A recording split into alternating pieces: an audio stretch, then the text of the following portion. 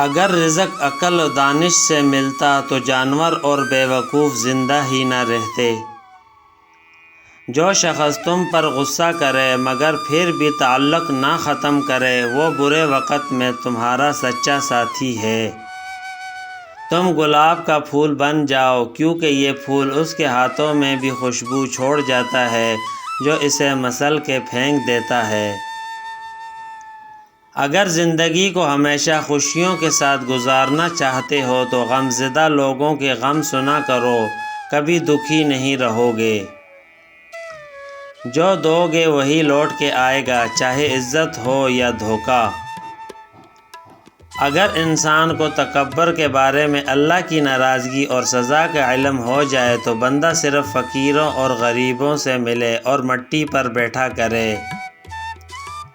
دونوں صورتیں یقین کی ہیں، کوئی اللہ کے لیے سب چھوڑ دیتا ہے اور کوئی اللہ پہ ہی سب چھوڑ دیتا ہے۔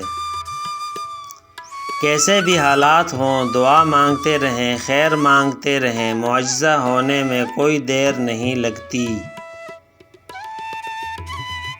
انسان کی پہچان علم سے نہیں ادب سے ہوتی ہے، اس لیے کہ علم ابلیس کے پاس بھی تھا مگر ادب سے محروم تھا۔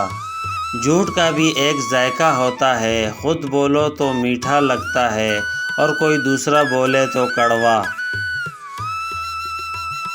اچھا دوست ہاتھ اور آنکھ کی طرح ہوتا ہے، جب ہاتھ کو درد ہوتا ہے تو آنکھ روتی ہے اور جب آنکھ روتی ہے تو ہاتھ آنسو صاف کرتا ہے۔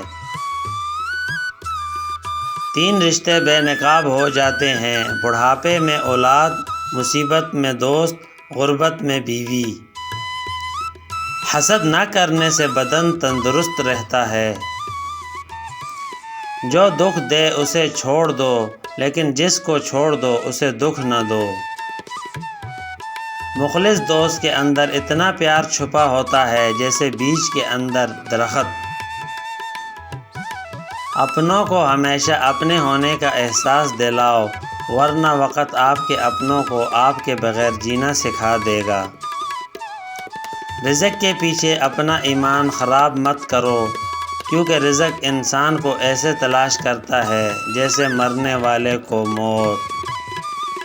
غرور اور غفلت کا نشہ شراب سے بھی زیادہ ہوتا ہے، جو اس نشے میں مبتلا ہو جاتا ہے وہ جلدی ہوش میں نہیں آتا۔ ہمیشہ ایسے شخص کو چنا کرو جو آپ کو عزت دے کیونکہ عزت محبت سے کہیں زیادہ خاص ہوتی ہے۔ جسے تقدیر پر یقین ہوتا ہے وہ اپنے اوپر نازل ہونے والی مصیبتوں سے نہیں گھبراتا۔